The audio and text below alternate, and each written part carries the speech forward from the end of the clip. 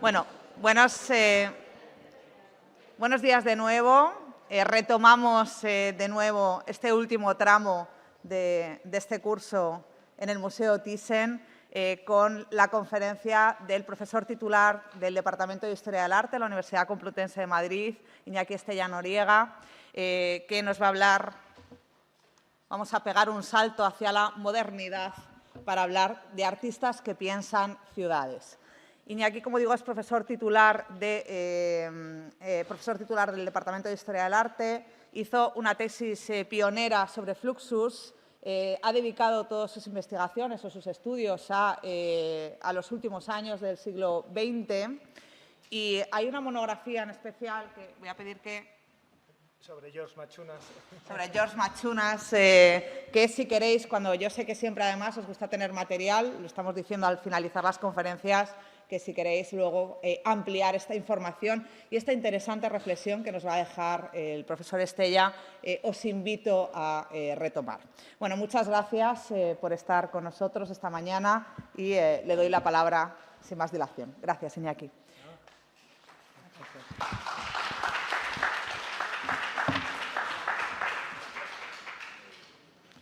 Bueno, pues muchas gracias a todas y a todos. Es un auténtico placer poder estar aquí compartiendo un tiempecito con vosotras y con vosotros. Antes de empezar quería darles las gracias a Ana Valtierra por haber organizado todo esto, por Salva y a todo el personal del Thyssen. También a mis compañeros, que ha sido un auténtico placer escucharles. En la universidad nos cruzamos muchas veces, pero no muchas veces, vamos a las clases de los otros y en ese sentido pues ha sido un auténtico placer. Y bueno, a Marta Ruiz, que nos va a contar después pues su exposición de Robert Rauschenberg, un artista que de alguna manera va a estar un poco rondando por aquí, porque voy a hablar de varias ciudades, ¿no? Bueno, como ha dicho Ana, yo soy profesor principalmente de Historia del Arte Contemporáneo de la segunda mitad del siglo XX. También me estoy metiendo mucho en el siglo XXI. Como saben, la historia del arte, sobre todo en el ámbito contemporáneo, pues muchas veces se nos queda un poco marginada, pero bueno, yo vengo aquí a suplir ese vacío, ¿no? Y bueno, voy a intentar enganchar, ¿no? mi presentación sobre lo que han contado mis compañeros justamente de antes, ¿no? Hemos estado viendo las vanguardias, hemos estado viendo la ciudad, hemos estado viendo muchos sueños, ¿no? Hemos estado viendo muchas representaciones de la ciudad. Y en la segunda mitad del siglo XX hay que tener en cuenta que nos levantamos sobre las llamas, las ruinas de la Segunda Guerra Mundial, que es absolutamente desastrosa, especialmente para los bienes inmuebles y especialmente en Europa. En Estados Unidos no llega tanto. Y entonces, claro, se produce un proceso de reconstrucción muy notable, ¿no? Muy notable, que especialmente en algunos contextos, como por ejemplo Francia deposita muchísimo peso de esa reconstrucción en el aspecto tecnológico, ¿no? En el aspecto de la ciencia, ¿no? Y esto se va a notar mucho en muchos aspectos, también incluso en la plástica, ¿no? Pero si tenemos que hacer de alguna manera una reconstrucción de lo que ha pasado en las ciudades en la segunda mitad del siglo XX, pues debemos de algún modo situarnos en lo que es lo actual, ¿no? Porque al fin y al cabo lo actual es gracias a lo cual construimos, elaboramos de algún modo el pasado, ¿no? Y bueno, hay que tener en cuenta que desde hace un tiempo las ciudades se han convertido un poco en un auténtico quebradero de cabeza, ¿no? Es un tema complejo, es un tema central de la actualidad. Nos ha dado, como decía Javier Pérez Segura antes, nos ha dado por vivir en la ciudad, somos urbanitas de alguna manera, ¿no? Pero también hay que tener en cuenta que lo que está ocurriendo desde hace un tiempo, y especialmente desde 2024, es que el tema de la vivienda vinculada a la ciudad se ha convertido en probablemente la primera preocupación, según nos muestra el CIS, en España, ¿no?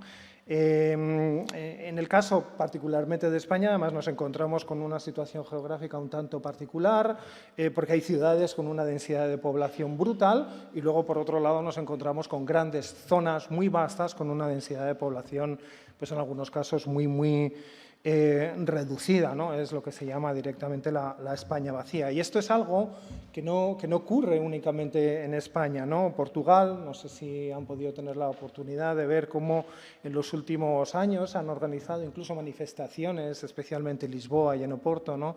En la que los manifestantes, de una forma muy curiosa, ¿no?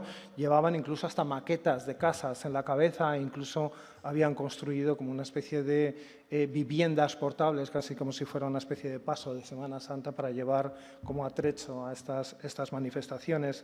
Pero también hay que tener en cuenta que no somos únicos en estas preocupaciones, ¿no? Otros países como Irlanda, Países Bajos, Alemania o ya directamente fuera de España, fuera de Europa, perdón, Canadá, pues muestran niveles más o menos iguales en lo que es la preocupación por las ciudades, ¿no? Bueno, en esta situación, ¿no? Bueno, libros como estos dos, que pueden ver en pantalla y que son muy ilustrativos, que han salido hace relativamente muy poco, El malestar en las ciudades, de Jorge Diony López, ¿no? Tiene un subtítulo que lo dice todo, básicamente, ¿no? Y un subtítulo que dice privatización, turismo, vivienda, especulación, tráfico, porque cada vez es más difícil vivir en las ciudades. Él es periodista, escribe muy bien, la verdad.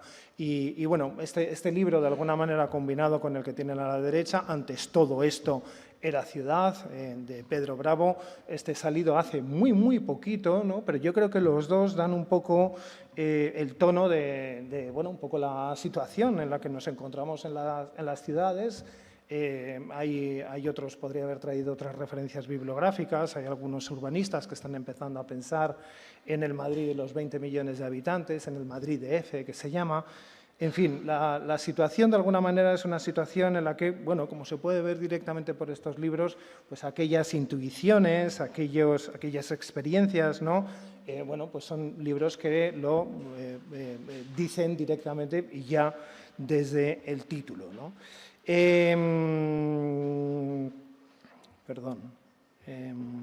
Desde el título, ¿no? De cierta manera, pues no les hace falta razón, ¿no? Las ciudades cada vez se vacían de habitantes, especialmente los centros históricos, se llenan de turistas, los desplazamientos se complican, el ladrillo atrae inversores de todo tipo, atraídos por la fiebre del oro y, bueno, pues los servicios públicos cada vez son más inestables, ¿no? Es un poco una situación que contrasta mucho con los deseos de utopía, ¿no? Que se levantaron justo después de la Segunda Guerra Mundial, ¿no? Bueno, en esta situación hay que tener en cuenta que la potencia que tiene la metáfora de la ciudad, hay que tener en cuenta que gran parte de la filosofía clásica y de la propia concepción de la democracia se basa en el ágora griega, ¿no? Esto es algo que de alguna manera está muy presente, por ejemplo, en Jürgen Habermas, que es un famoso filósofo fallecido hace relativamente poco y que depositó justamente en la esfera pública, ¿no? El origen de lo que hoy en día pues, son nuestras actuales democracias, ¿no? La esfera pública. Bueno, y es que después de la Segunda Guerra Mundial, después del gran fracaso de la Segunda Guerra Mundial, ¿no? Se produce una importante transformación de lo que son las ciudades, ¿no? La ciudad utópica, homogénea y que se puede plantar tanto en París como en Brasilia, caso paradigmático de arquitectura moderna, como si fuera un ovni que viene del más allá y que se deposita sobre el suelo, ¿no?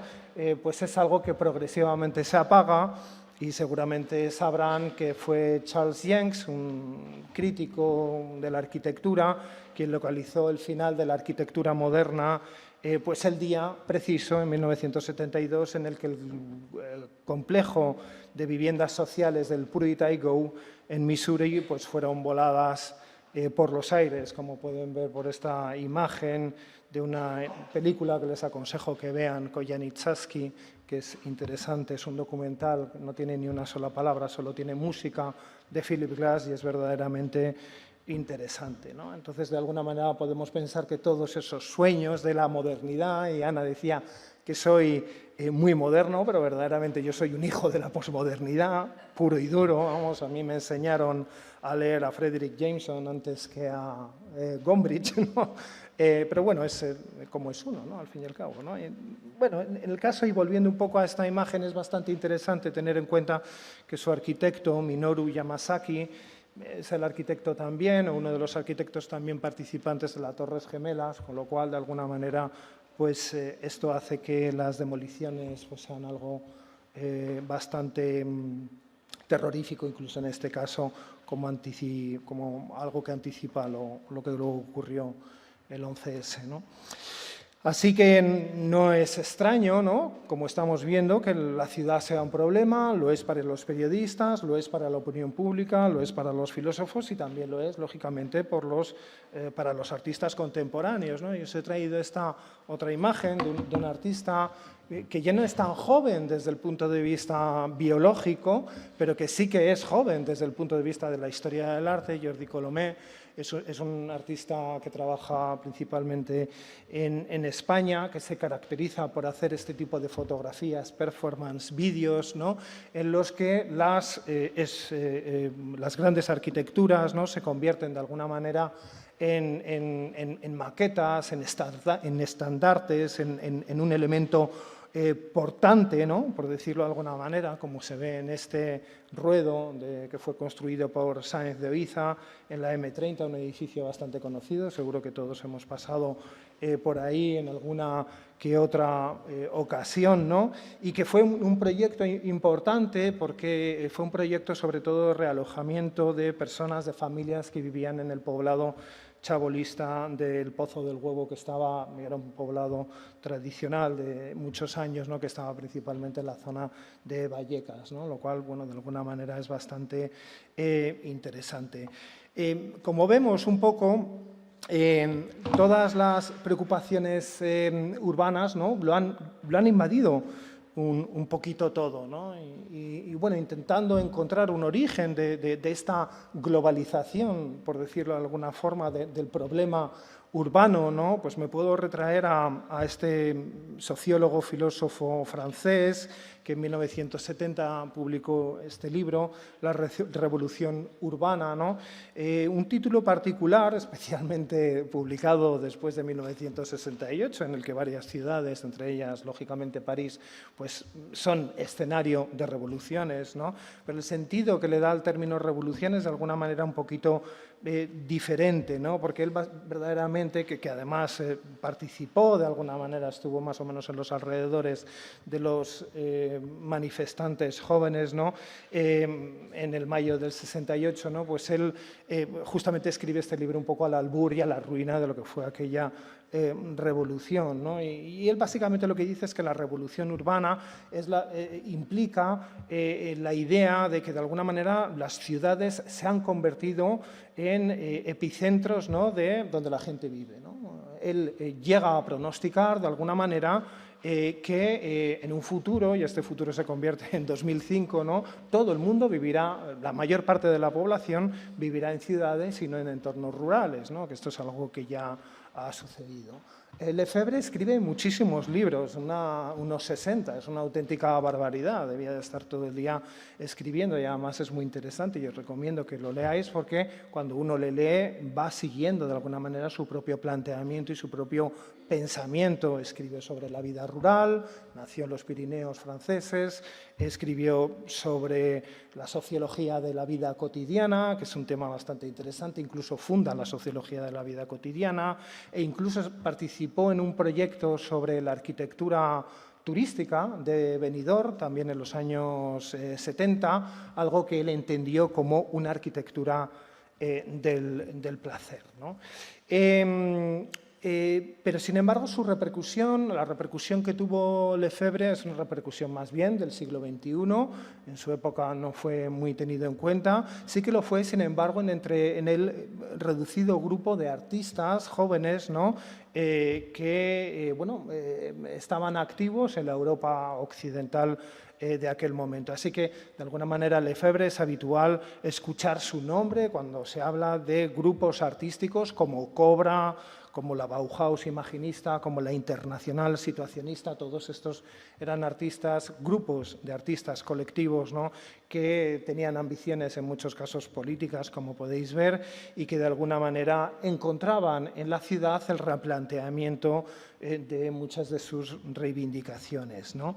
Lefebvre es interesante en este libro especialmente porque introduce una noción que es interesante, y ya lo ha comentado Isabel, la profesora Isabel García, en su presentación. Los rascacielos producen espacio. Allá donde no hay espacio vertical, ¿no?, pues los rascacielos lo producen. Y esta es una de las ideas, directamente es muy poco metafísico, como pueden ver, ¿no? Una de las ideas de Lefebvre, el espacio no existe, el espacio se produce, ¿no? Se produce, y se produce de una forma literal, ¿no?, como pueden ver directamente con los arquitectos, ¿no? Y su perspectiva dentro de la ciudad era que los ciudadanos, ¿no?, los ciudadanos en las ciudades debían de primar de alguna manera actividades como puede ser la información, la capacidad simbólica o la lúdica, ¿no? Y es bastante interesante porque estas actividades, información, simbolización, capacidad lúdica, son acciones muy diversas, ¿no? Uno se informa hablando con alguien, se informa viendo la tele, se informa leyendo los anuncios de la tele, se informa comunicándose con la gente. No hay una dimensión única a través de la cual la información quede encapsulada, sino que se puede desarrollar de muchas maneras. Lo mismo ocurre con el símbolo. Nosotros somos símbolos portantes. Cuando nos vestimos queremos decir algo, ¿no? Y los monumentos también simbolizan de alguna manera. Y sobre el juego, pues claro, tenemos 150.000 tipos de juegos que podemos desarrollar e incluso podemos llevar una vida juguetona, ¿no?, por decirlo de alguna forma. Es decir, que son de alguna manera actividades, funciones muy diversas, que tienen muchas formas de desarrollarse y que no tienen espacios concretos de la vida en los que desarrollarse, ¿no? Y esto iba un poco en contra especialmente de lo que era la arquitectura moderna. La arquitectura moderna, nos lo dice la Carta de Atenas, es una arquitectura que persigue la zonificación, que las zonas urbanas tengan funciones y actividades precisas, que son habitar, trabajar, recreo y circulación. Eso es lo que nos dice básicamente la Carta de Atenas, ¿no? Es decir, que cada espacio tenga su función. Esto es lo que nos dice, ¿no? De ahí, de alguna manera, resulta interesante que muchas de las teorías de Lefebvre hayan sido consideradas, especialmente en su aplicación a la ciudad, como un desorden viviente. Es lo que se habla cuando se habla de Lefebvre, ¿no? Desorden viviente, ¿no?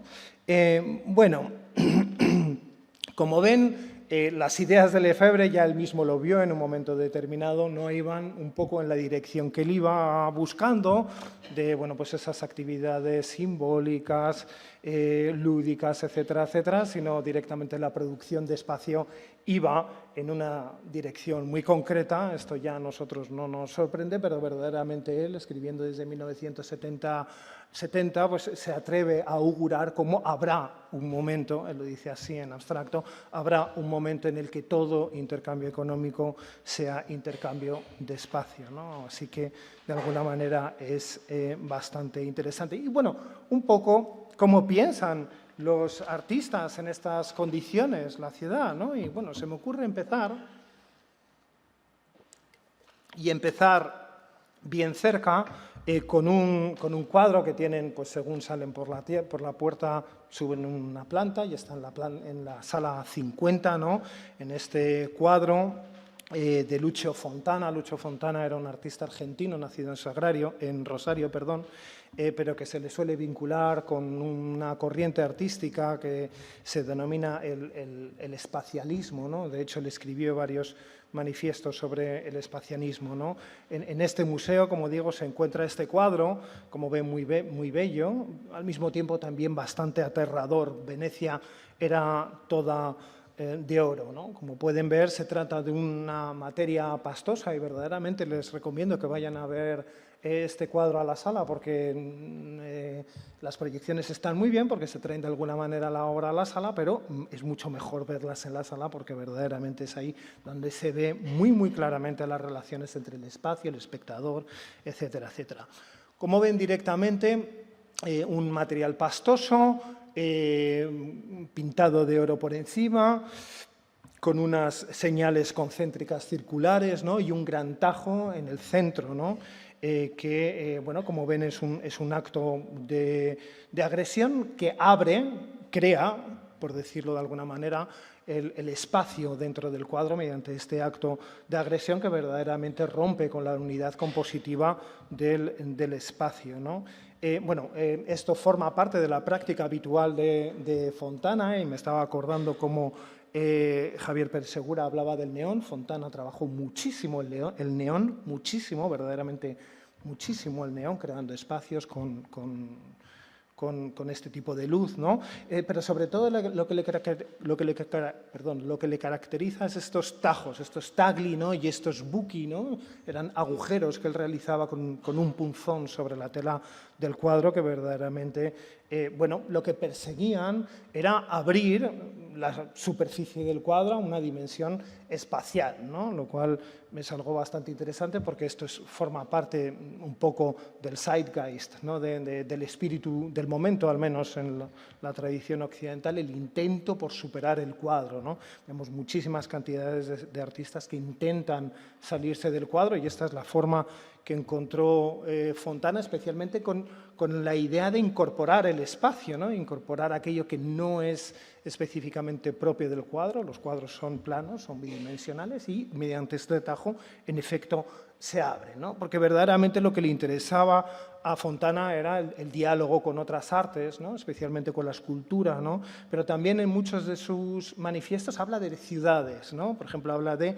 ciudades de sol, ciudades que se mueven, ciudades en el espacio, ¿no? Decían en estos manifiestos, ¿no? Es un poco lo que nos convoca en esta obra, que es una obra que se integra dentro de un grupo muy amplio, de hecho, de obras, todas ellas dedicadas a Venecia. Como ven, Luna de Venecia, Plaza de San Marcos con Teresita, su mujer, Venecia barroca, ¿no? Y es algo que es bastante interesante comprobar, bueno, pues dónde está Venecia aquí, ¿no? Porque verdaderamente no son paisajes. Y el otro día, justamente, cuando Pilar Cabañas estaba hablando del paisaje urbano, pues traía imágenes de Venecia y decía, en efecto, es que Fontana, se puede intuir la Plaza de San Marcos, en efecto, a la derecha, ¿no? Con estos cristales de Murano que están ahí metidos. La plaza de San Marcos es cuadrada, pero es cuadrada en parte, ¿no? A la altura de la basílica, si alguna vez han estado ahí, ¿no? Se abre hacia la derecha y hacia el mar, ¿no? Pero bueno, vamos a aceptar lo que nos dice Fontana, ¿no? Venecia está en los títulos, Venecia está en los materiales, ¿no? Está en el cristal de Murano, está en el oro. Hay que tener en cuenta que Venecia era una gran capital de la tradición pictórica bizantina que se empecina en rellenar los fondos con oros. De alguna manera podemos hacer pues ese esfuerzo, ¿no? Pero verdaderamente son los títulos los que nos dicen esto es Venecia o esto debería ser interpretado como Venecia, ¿no? Y claro, si nos fijamos en los títulos, ¿no? Venecia era toda de oro, Paseo por la noche en Venecia, Luna de Venecia.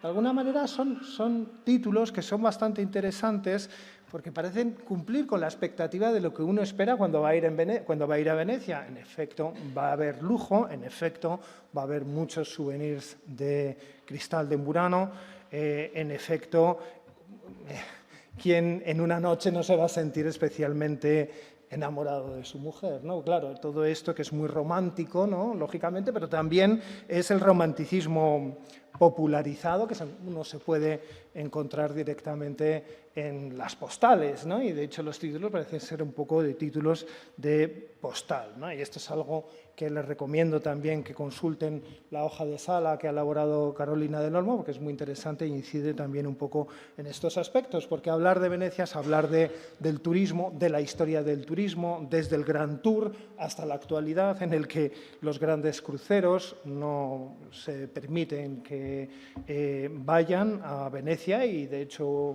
hace 2 o 3 años se impuso una tasa a todos aquellos turistas que quieren pasar más de una noche en Venecia, ¿no? Así que, de alguna manera, es bastante interesante poder ver cómo este cuadro que hace referencia a Venecia es un cuadro que también puede ser entendido como una especie de marea concéntrica que produce una especie de sumidero por ese Tajo, ¿no? Y de tal manera que parece que algo se va a colar por ahí, algo muy preciado, al menos en apariencia, pero que está en proceso de, en efecto, desaparición, un poco como la propia misma ciudad de Venecia, que la ciudad de Venecia es muy inestable en sus fundamentos, de hecho, ¿no?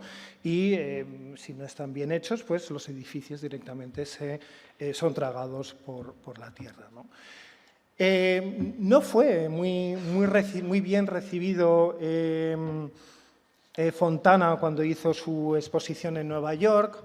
En Nueva York realizó esta exposición en 1961, al final es en la Martha Jackson Gallery, una exposición que los artistas del contexto neoyorquino pues no entendieron muy bien, no sabían muy bien por dónde iba el asunto y también no entendieron bien, ¿no? Porque verdaderamente ellos, los artistas norteamericanos vinculados a la Martha Jackson, y aquí tienen pues esta famosa fotografía de un happening de Alan Kaprow, ¿no? Verdaderamente entendían esa superación del cuadro en el espacio, ¿no? Como una forma de directamente invadir el espacio, ¿no? de acceder al espacio, ¿no? Y esto era algo que otro de los artistas de la Martha Jackson tuvieron en cuenta, ¿no?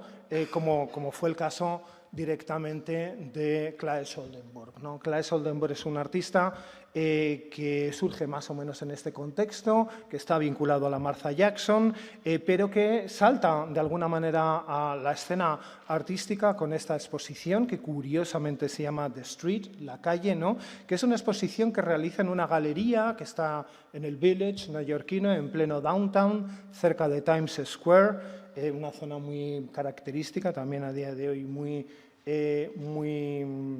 turística, pero que no era una galería, era una galería muy underground, era una galería que de hecho estaba en un sótano, tenías que bajar unas escaleras de metal, todo lleno de grafitis, muy torpemente realizados, ¿no? Y uno cuando hacía todo eso, pues lo que se encontraba, y no sé si han estado en la ciudad de Nueva York, pero la ciudad de Nueva York es verdaderamente sucia, y no quiero ser muy explícito, pero el número de ratas que pululan por ahí es verdaderamente asombroso, y se lo digo yo que he vivido 2 años ahí, ¿no?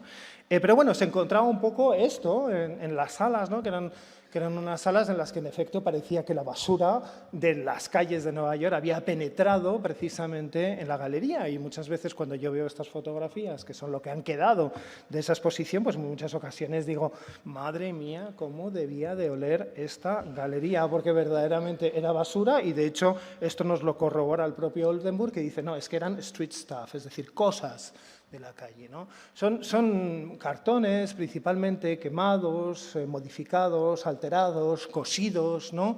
En los que, bueno, pues uno puede ver algunas cosas, ¿no? Puede ver algunas cosas como ese coche, un poco de juguete, ¿no?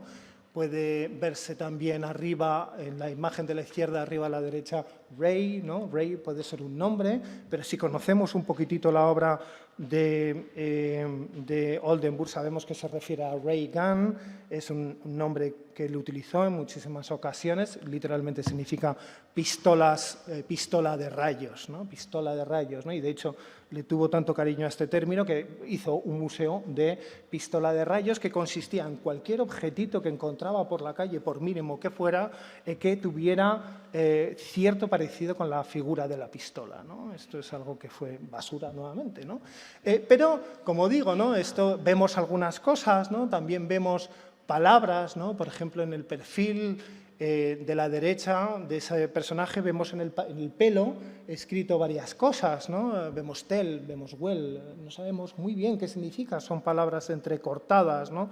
Y de alguna manera es bastante interesante tenerlo en cuenta, ¿no? Porque es algo que se replica visualmente, ¿no?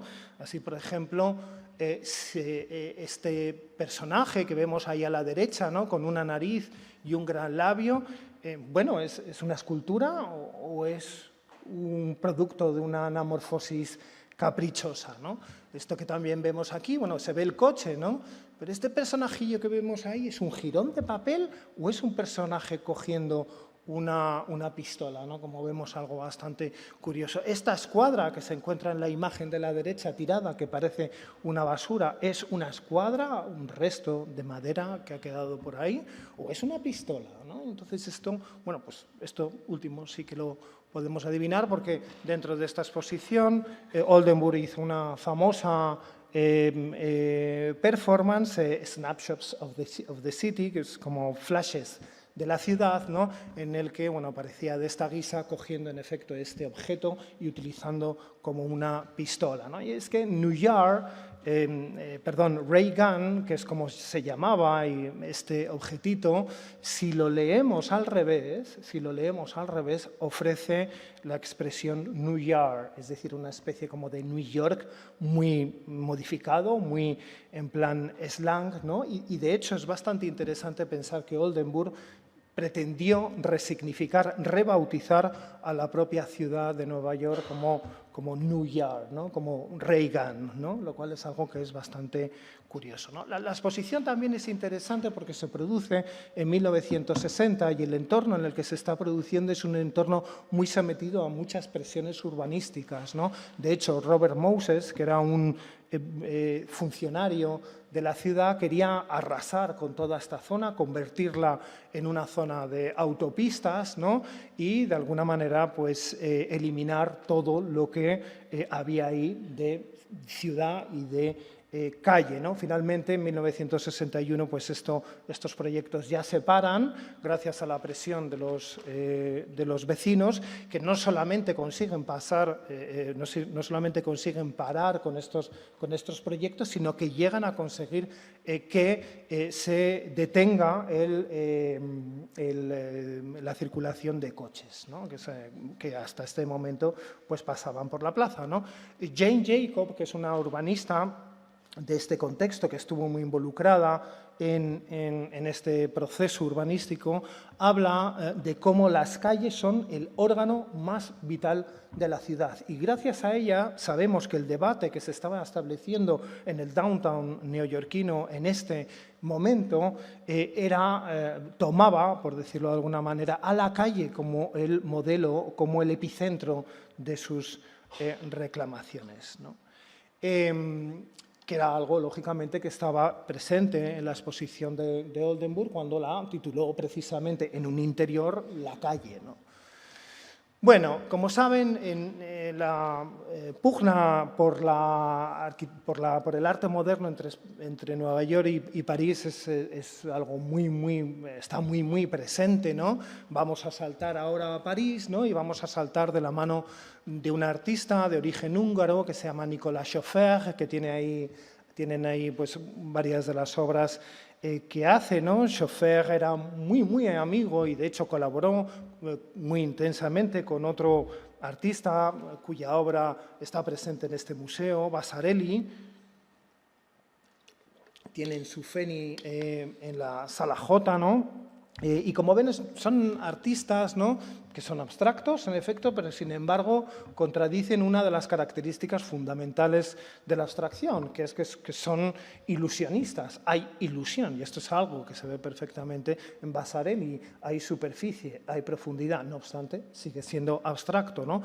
A ambos dos les fascinaba la tecnología, estaban muy interesado los dos por la tecnología y de hecho la imagen que ven a la derecha, el CISP, ¿no?, es la que ven a la izquierda, puesto que la escultura se movía, ¿no? Se movía dependiendo de las condiciones del entorno, de las condiciones de luz, de temperatura, de ruido, de sonido, y dependiendo de todo este entorno, ¿no? De todo este entorno, pues la escultura se movía de una forma o de otra. Y de hecho resulta bastante interesante comprobar cómo Schoeffer organizó varias sesiones de coreografía con bailarines, ¿no? Los bailarines reaccionaban al movimiento del robot, porque es que era un robot, ¿no? Y el robot actuaba de alguna manera en relación con los movimientos de sus partners de carne y hueso, ¿no?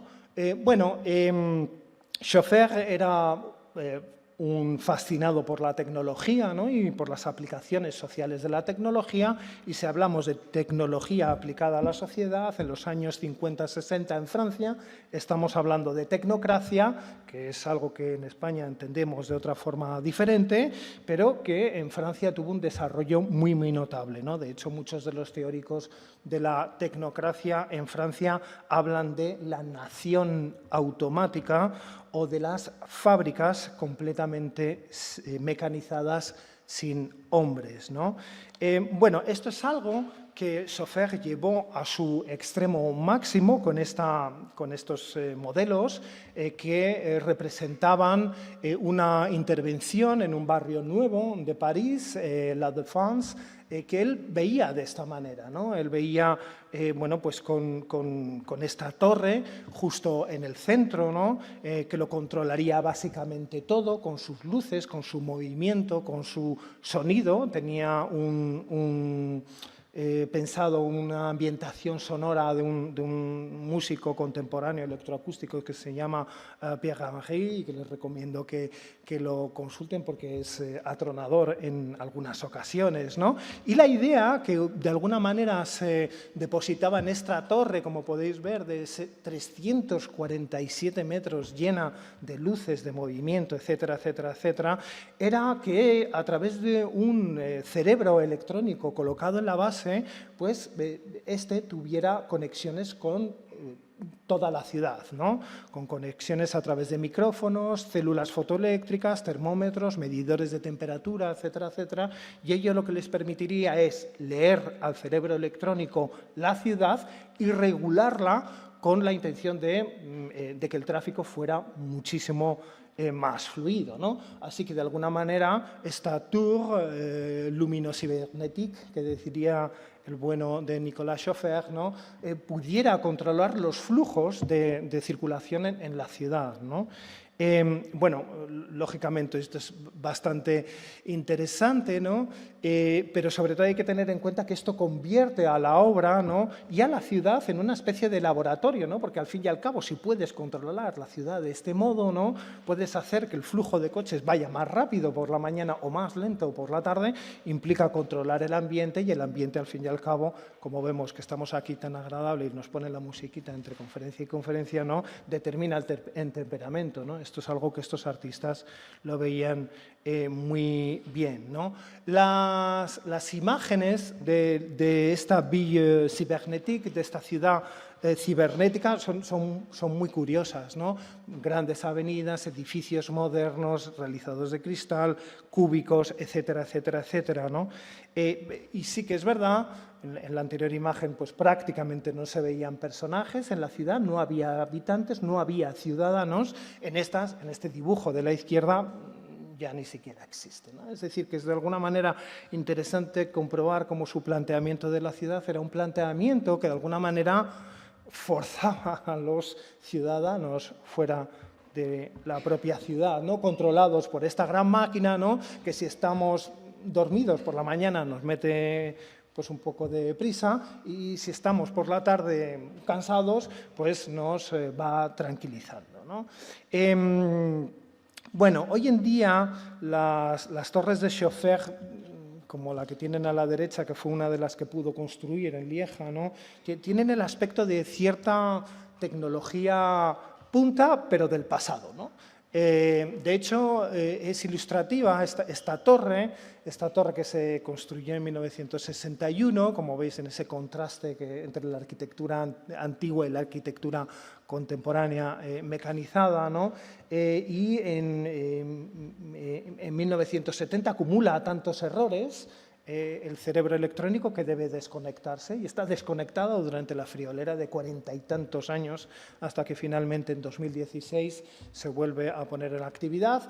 Lógicamente el cerebro electrónico, que ocupaba varias salas en la base de este edificio, ¿no?, es sustituido por un ordenador compacto que prácticamente ocupa pues lo que ocupa una mesa, ¿no? Como pueden ver, son proyectos, ¿no? Son proyectos, en este caso, que de alguna manera, de una forma distópica, de algún modo, ¿no?, muestran cómo el urbanismo nos afecta directamente, cómo nos hace ir por unos sitios, cómo nos hace mover el cuerpo de una manera determinada, ¿no? Hace que adoptemos actitudes precisas. Y si hablamos de actitudes precisas, tengo que hablar de esta artista fallecida la semana pasada, cuando estaba preparando esta exposición, Valie Sport. Valie Sport no es un nombre de verdad, ella adoptó, como pueden ver por la cajetilla de cigarros, el nombre de una compañía de cigarros, Smart Sport. El nombre es bastante interesante. Ella lo que hizo fue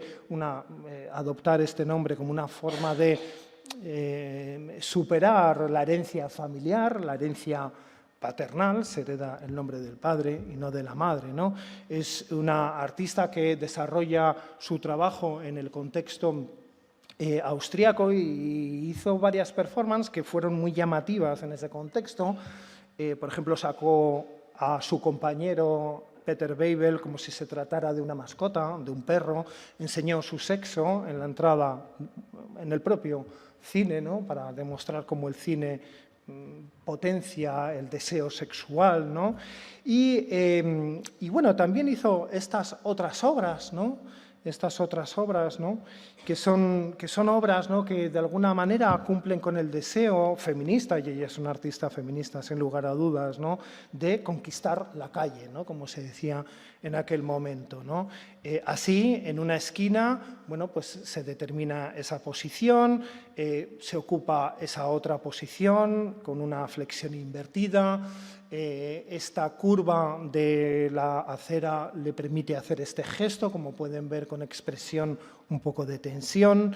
La escalera hace que ella se tumbe, no mostrando la cara, o por ejemplo en esta otra obra, nuevamente en una escalera, en la que ella se pone como una especie de lateral, ¿no?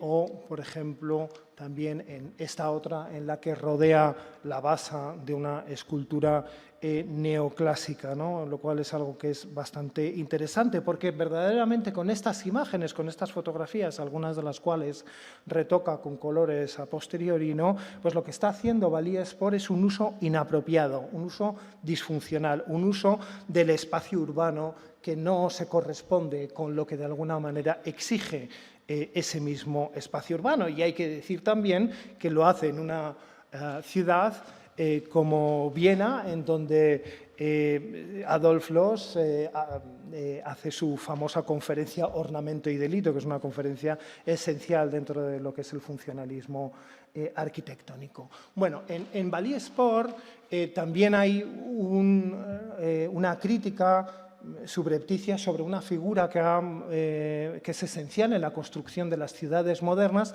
que es la figura del flaneur, ¿no? La figura del flaneur es una figura esencial, primordial. Existen los flaneurs, pero no existen tantas flâneuses, mujeres vagabundas que vagabundean por la ciudad, ¿no? Y el flaneur es aquel que va por la ciudad, ¿no?, paseando a gran velocidad, cazando con sus ojos, ¿no?, la vista, ¿no? En el caso de las imágenes de Valie Sport, vemos que esto es justamente lo contrario de lo que hace. Ella parece estar integrándose en la arquitectura que fuerza sus posiciones, ¿no?, lo cual de alguna manera es bastante interesante como contraposición y como una forma de desvelar que detrás de la reflexión sobre lo urbano también se esconde una reflexión de género, ¿no? Y si hablamos de movimiento y si hablamos de estarse quietos, ¿no?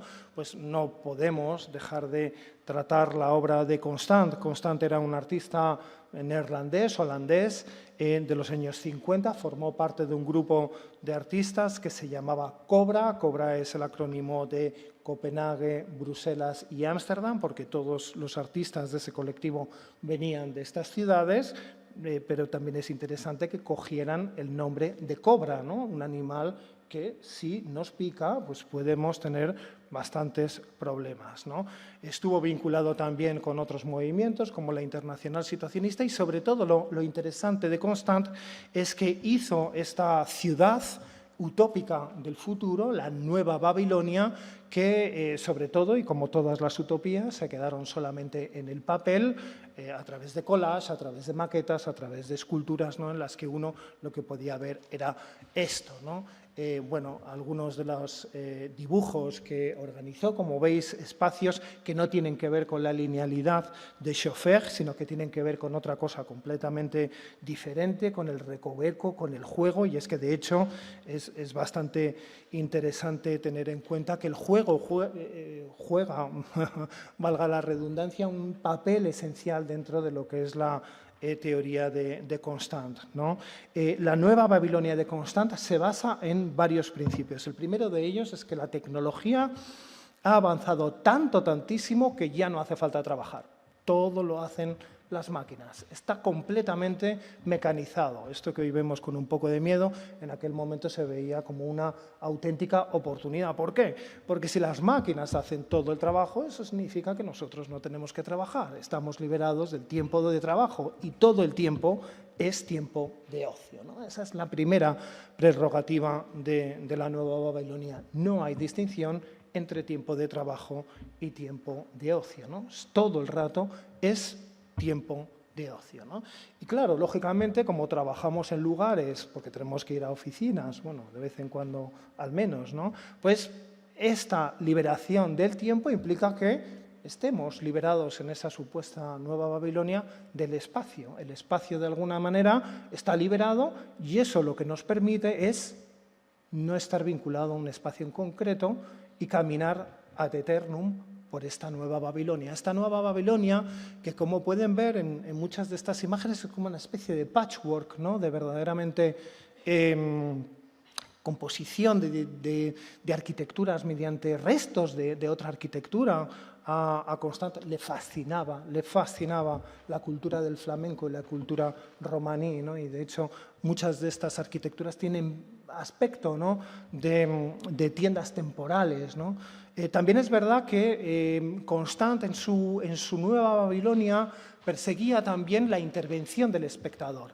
La intervención del ciudadano. El ciudadano podía modificar la luz, podía modificar la temperatura, podía alterar incluso hasta físicamente la composición del entorno, ¿no? De tal manera que de alguna manera podría crear para esos nuevos habitantes de la nueva Babilonia, que verdaderamente eran paseantes, no habitantes, ¿no?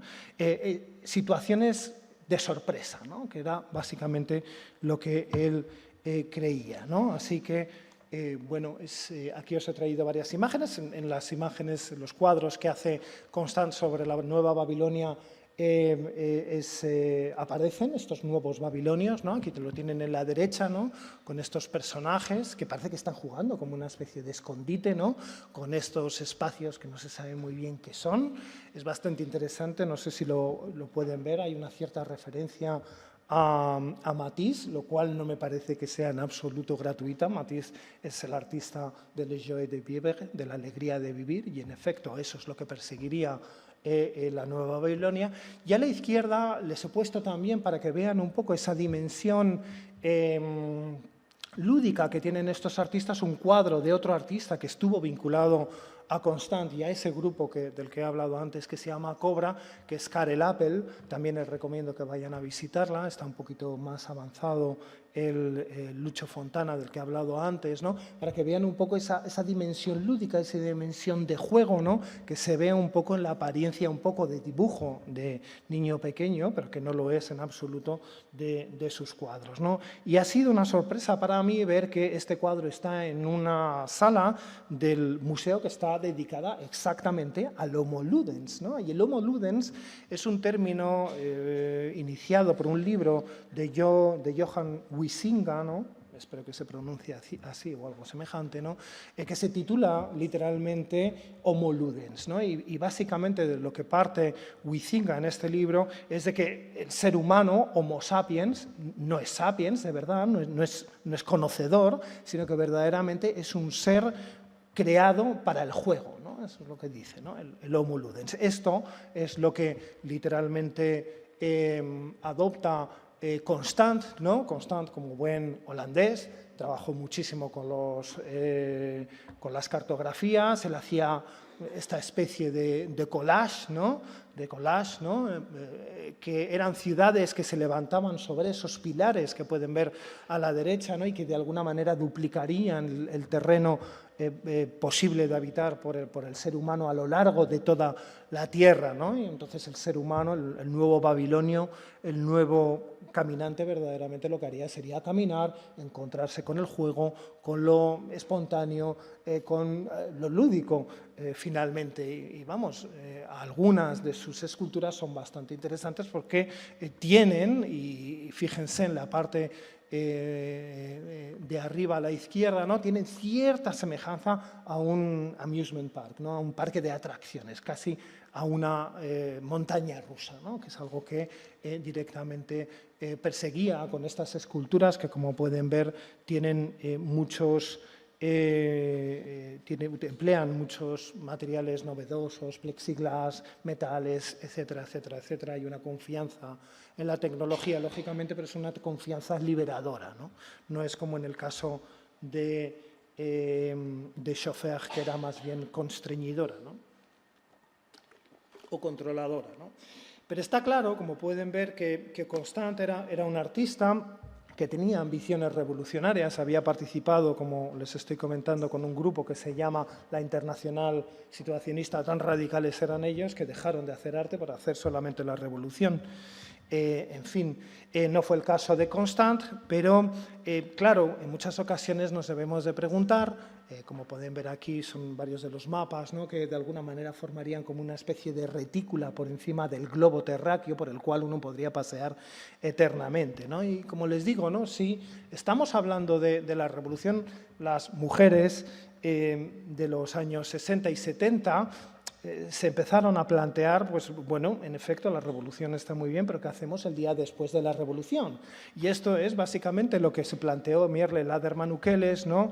Que justamente en este manifiesto dice aquello que es bastante interesante de quién va a recoger la basura el lunes por la mañana siguiente, después de haber conseguido la revolución, ¿no? Que es algo que es bastante interesante. Es una artista norteamericana que está metida en todo este ámbito de artistas increíblemente extremos, ¿no? En este ámbito que se le puede denominar hijos de Marcel Duchamp. Marcel Duchamp, ese artista que dijo esto es arte y un urinario se convirtió en arte, esto es arte y una rueda de bicicleta se convirtió en arte, que también es el mismo ambiente de Alan Kaprow que hemos visto antes, también es el mismo ambiente de Andy Warhol, que dice las latas de sopa Campbell se convierten en arte, las cajas de detergente Brillo se convierten en arte también, ¿no?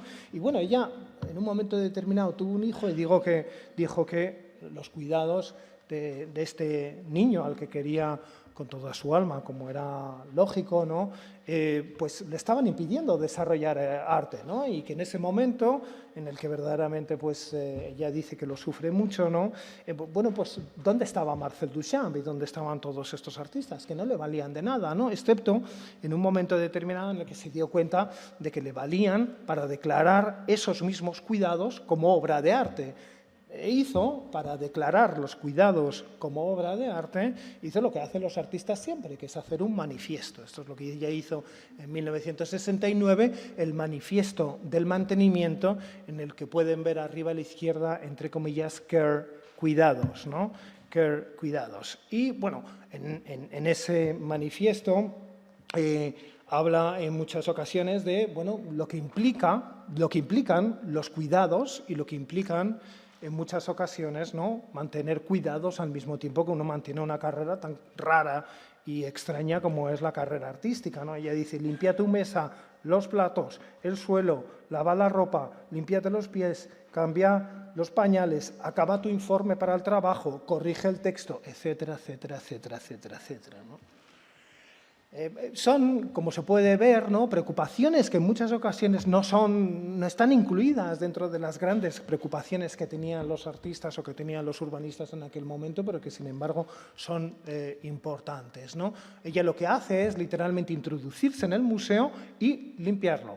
Y limpiar el polvo, limpiar las escaleras, barrerlo, hacer incluso la comida para la gente que visita, ¿no? Y entonces es bastante interesante, porque me dirán: ¿y esto qué tiene que ver con la ciudad? Pues el siguiente paso, bueno, un paso anterior más bien, fue hacer una exposición en un espacio de un museo norteamericano, ¿no?, en el que básicamente lo que hizo es exponer el mantenimiento que requería el edificio. Y para ello lo que hizo fue hacer fotografías de todos los turnos de los trabajadores que limpiaban por la mañana y por la noche el edificio. Y esto, pues, lo que hizo fue conocer a cada uno de los trabajadores, interesarse por ellos, hablar con ellos, hacerle fotografías y luego, al final del proyecto, pues exponerlo en este mural que tienen ahí a la derecha. Lo que tienen a la izquierda es un detalle de las Polaroid que hizo con todos aquellos trabajadores, ¿no? Entonces, claro, este trabajo que casi nunca se ve en los museos, ¿no?, pues de repente empezaba a ser un trabajo importante y un trabajo reconocido, porque el día de la inauguración, Laderman, que está ahí, la veis con el pelo rubio tan marcado, ¿no?, bueno, pues invitó a los trabajadores que se vieron colgados en la pared del museo y se vieron reconocidos, ¿no? Es decir, ella lo que hizo fue establecer una relación de interés, ¿no?, que fue muy fructífera en aquel momento, y sobre todo fue también interesante e importante porque esto lo que le llevó es a una residencia artística en el centro de recogida de basuras de la ciudad de Nueva York. En un momento de crisis, cuando no lo ha habido, en fin, las basuras, pues es un servicio que está a punto de ser vendido a un empresario privado, y entonces la llaman para hacer como una especie de publicidad sobre este servicio, ¿no? Y ella realiza varias actividades. La primera de ellas es que se plantea conocer a todos y cada uno de los 8.500 trabajadores, todos ellos varones, todos ellos hombres, ¿no?, que trabajan en este servicio, ¿no? Es un trabajo que ya simplemente le costó 11 meses de trabajo, ir a cada uno de los centros de recogida. ¿Qué era lo que hacía? Hablaba con ellos, se interesaba por su trabajo, se fotografiaba para decirles: oye, mira, muchas gracias, ¿no?, muchas gracias por recoger. Ellos les contaban las miserias que todos tienen en el trabajo, pero que no me puedo imaginar hasta qué punto pueden ser profundas en un trabajo como este. No solamente eso, sino que además incluso también los trabajadores le enseñaban a ella, ¿no?, cómo se debe recoger el cubo de la basura, cómo se deben recoger las bolsas para no dejarse la espalda, cómo se debe barrer, cómo se debe...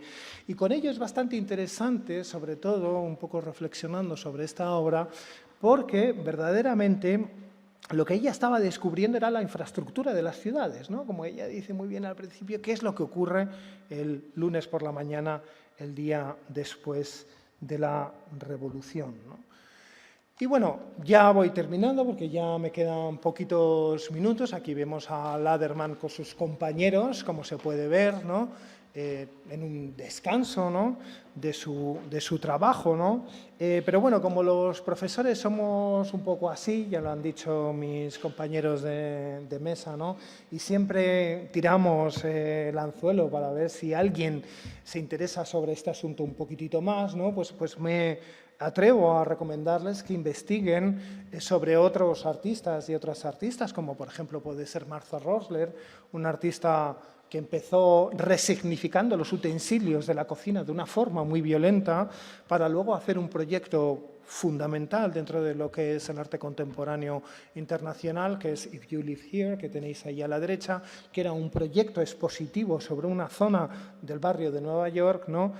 Muy amenazada en aquel momento y que bueno, fue una exposición que conllevó también un proceso de investigación muy notable sobre las condiciones de las ciudades en aquel contexto. Ella es una auténtica teórica de la relación entre arte y urbanismo y si pueden leer algún texto suyo se lo recomiendo porque es bastante central, es alguien inevitable en este discurso. También se me ocurre pensar en María Elena Vieira da Silva, una artista vinculada, bueno, quizás un poco precipitadamente con el informalismo. Ella siempre hizo estas ciudades que son laberintos, que son extraños, que no invitan a meterse en ellos y que son bastante paradójicos, ¿no? O ya directamente, y por ir acabando, pues este proyecto de Hans Hacke, un artista de origen alemán que vive en Estados Unidos y que en 2012 hizo una imponente investigación sobre el Pau de Vallecas, que como saben es un PAU que está todavía en desarrollo y que tiene la peculiaridad de que todas las calles allí son calles en honor a movimientos artísticos, como ven aquí tiene la calle del arte abstracto, pero tiene la calle del arte figurativo, la calle de la movida madrileña, la calle dedicada a Chillida, etcétera, etcétera, etcétera, que justamente con la crisis de 2012 fue un barrio que dejó de construirse, se detuvo todo, ¿no? Y es algo que él, justamente con esta exposición que se llamaba Castillos en el aire, pues lo decía todo muy claramente. Bueno, como pueden ver, todo esto arroja un caudal de pensamientos muy diversos, ¿no? Y de formas de acercarse a la ciudad desde el arte, ¿no? Porque verdaderamente es una preocupación que yo creo que es bastante relevante y que sobre todo es necesaria planteárselo un poco en la actualidad. Así que nada, muchas gracias.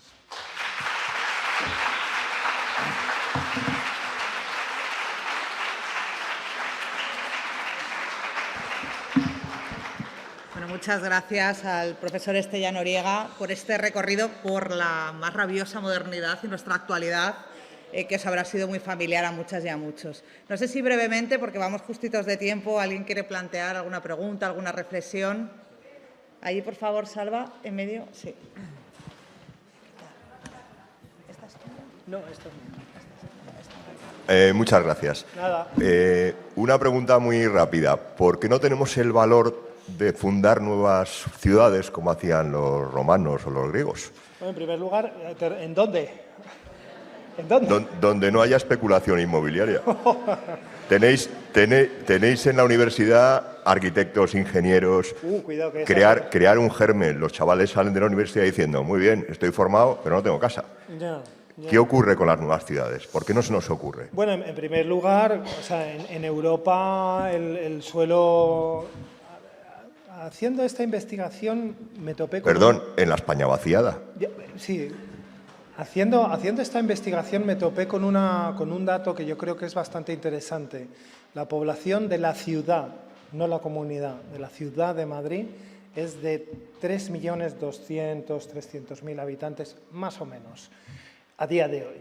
La población de la ciudad de Madrid en 1970 era de 3 millones. Es decir, en prácticamente, bueno, en algo más de un siglo, de medio siglo, lo que ha crecido no es Madrid.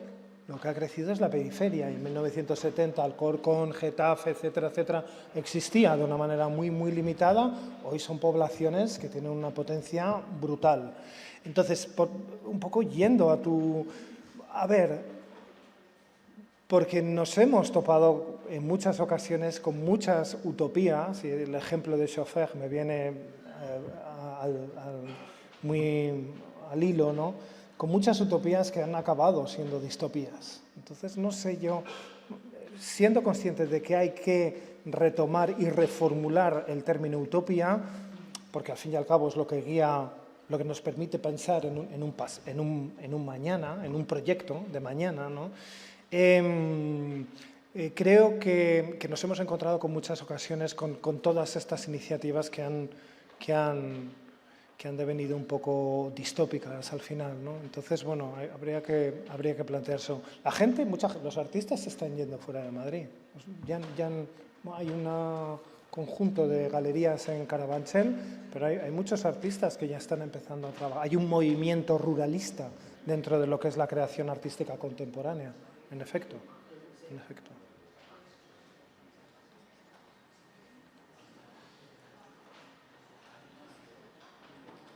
No sé si hay otra pregunta más. Nada.